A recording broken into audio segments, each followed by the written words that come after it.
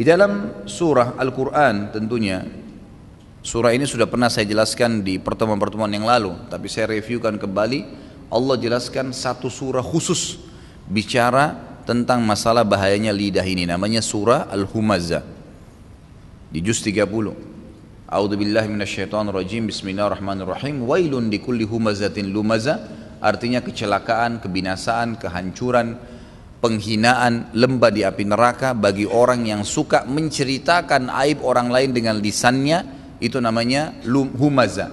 Dan orang yang lumaza, yang mencontohkan kekurangan orang lain dengan perilakunya.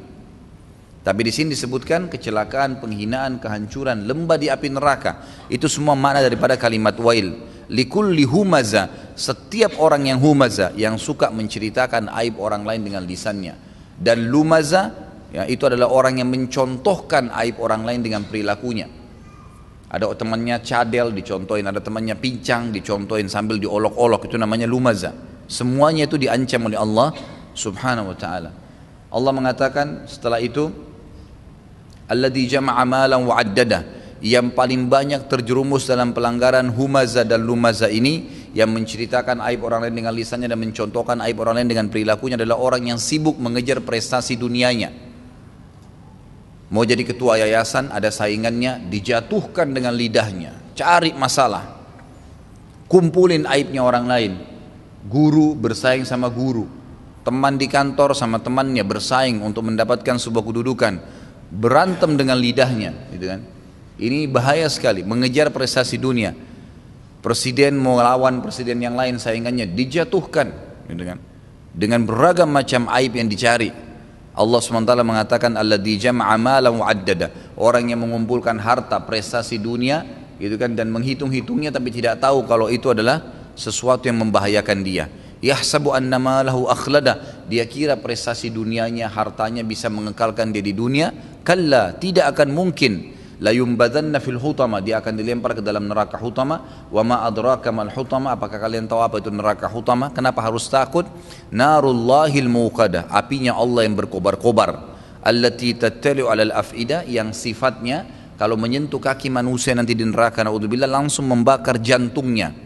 Innaha 'alaihim mu'sada, sesungguhnya api neraka hutama itu akan melengket di tubuh-tubuh mereka sampai hangus, kemudian diutuhkan kembali, ditiupkan lagi api, terbakar sampai hangus, apinya nggak padam, biar dia tepuk, biar dia apain, tetap nyala sampai habis, dan kulit dagingnya semua, kemudian diulangin lagi seperti itu. Lalu Allah mengatakan penutupan ayat, fi amadim mumaddadah, dan mereka akan diikat di tiang-tiang yang bergelantungan di atap neraka hutama, ditancapkan di atap kemudian diikat, sehingga dia betul-betul merasakan sakitnya api tadi, kan gitu. Jadi seperti itu ancaman dari Allah subhanahu wa ta'ala. Jadi bahaya sekali lisan ini. Nabi kita Muhammad SAW pernah lewat di sebuah pasar mendapatkan bangkai kambing. Dan bangkai kambing itu tanduknya patah, matanya buta, kakinya patah. Lalu Nabi SAW mengatakan, siapa yang mau beli kambing ini? Kata Nabi, kata para sahabat, ya Rasulullah, jangankan sudah jadi bangkai, hidup aja nggak ada yang mau.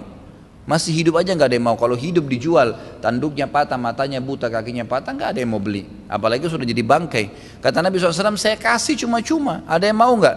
Kata para sahabat, sama aja ya Rasulullah, hidup aja kami nggak mau terima, apalagi jadi bangkai.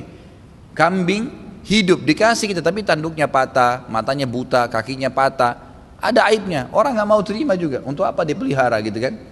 Lalu kata Nabi SAW, demi zat yang ubun-ubunku dalam genggamai, maksudnya demi Allah, seseorang diantara kalian memakan daging bangkai ini jauh lebih ringan bagi dia dibandingkan dia menceritakan aib saudaranya muslim, gitu kan? Jadi nggak boleh sama sekali. Hati-hati teman-teman, selalu saya ingatkan kalimat ini. Dan memang dalam majelis ilmu itu majelis tadzkir, saling mengingatkan terus-menerus walaupun terulang, itu harus diingatkan kembali. Jangan pernah nonton gosip, jangan pernah sibuk dengan aibnya orang lain, tidak usah. Kalau aib itu tidak ada pada kita, berdoa sama Allah, bersyukur, alhamdulillahilladzi afani mimma btala bihi. Nabi SAW ajarkan doa itu, yang artinya segala puji bagi Allah yang selamatkan saya dari apa yang dicobakan kepada orang ini. Wa faddalani ala katsiri mimma khalaqa tafdhila, dan telah mendahulukan saya dari banyak sekali makhluknya yang lain. Jadi kita bersyukur sama Allah kalau enggak ada. Jangan malah dinukil. Hati-hati teman, jangan siapkan musuh-musuh hari kiamat. Ya, ini berbahaya sekali. Banyak orang begitu, setiap hari pagi sebelum pergi kantor nonton gosip. Sekian banyak artis yang dibicarakan, 10 orang, 3 orang, 5 orang. Lalu kemudian dia tidak ada hubungannya sama mereka itu. Dinukil aibnya, masalah rumah tangganya, masalah pribadinya, masalah ini, masalah itu, beragam macam. Yang tidak ada juga manfaatnya dia nonton gitu. Kemudian pada saat dia pergi kantor disebarin aib itu. Tadi begini loh saya nonton, tadi begini loh saya nonton, disebarin aib tersebut. Baik, pertanyaannya bagaimana caranya minta maaf dengan orang yang sedang disebarin aibnya itu? Ingat, riba itu di dalam Islam yang diharamkan, yang seperti memakan daging saudara kita muslim, itu ya, kalau aib ada pada seseorang, jelas dia ada pada dia, lalu kita ceritain ke orang lain, itu berarti riba, dia larang. Kalau nggak ada aib itu padanya, maka jadi fitnah, lebih besar lagi dosanya, gitu kan? Nggak boleh semuanya. Dan sudah pernah saya titik beratkan, hanya ada 4 keadaan di mana dibolehkan seseorang itu mengucapkan, menyampaikan tentang kekurangan orang lain. Yang pertama itu adalah istifta, meminta fatwa.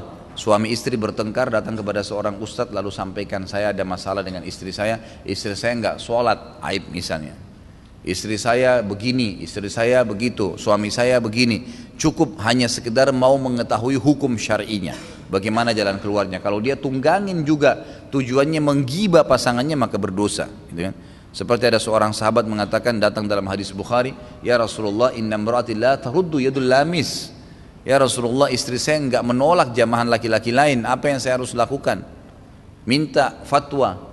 Kata Nabi SAW, ceraikan. Lalu dia bilang, ya Rasulullah, tapi saya mencintainya. Kata Nabi, kalau begitu pertahankan dan dakwahi. Udah dapat jawaban gitu kan, karena dia mau jalan keluarnya seperti apa. Yang kedua adalah istinsah, meminta nasihat. Jadi kalau kita mau kerjasama dengan orang lain kemudian tidak tahu, maka tidak tahu, si A datang mengajak kerjasama, lalu kita datang kepada si B minta nasihat seperti apa si A, si B bisa menyebutkan, setahu saya si A pernah utang gak bayar, setahu saya pernah bisnis dan tidak jujur, dan seterusnya. Yang ketiga itu adalah istirsyad, memberikan petunjuk. Janjian sama seseorang satu tempat, lalu kita tidak kenal orang tersebut sebelumnya, tanya kepada seseorang di masjid misalnya, mana si fulan, ditunjuk, oh itu di depan sana. Ya, kita balik ke depan sana belum tahu yang mana. Oh yang pakai baju hitam misalnya, baik, yang baju hitam itu banyak berapa orang, baik, yang kepalanya botak, yang badannya gemuk misalnya, disebutin sama dia, karena tujuannya kalau tidak disebutin tidak akan ditahu mana orangnya, dan dia tidak ada niat untuk menggibah. Dan yang terakhir adalah al-kuna, julukan yang memang orang itu tidak marah kalau dipanggil dengan istilah itu. Di masjid diiklanin, Bapak A mengundang makan, ada A yang biasa jual kambing, ada A yang biasa jual mobil. Lalu jemaah bingung, yang mana nih, Bapak A yang mana? Baik, pengurus masjid mengatakan Bapak A kambing misalnya, karena dia menjual kambing, maka itu tidak ada masalah.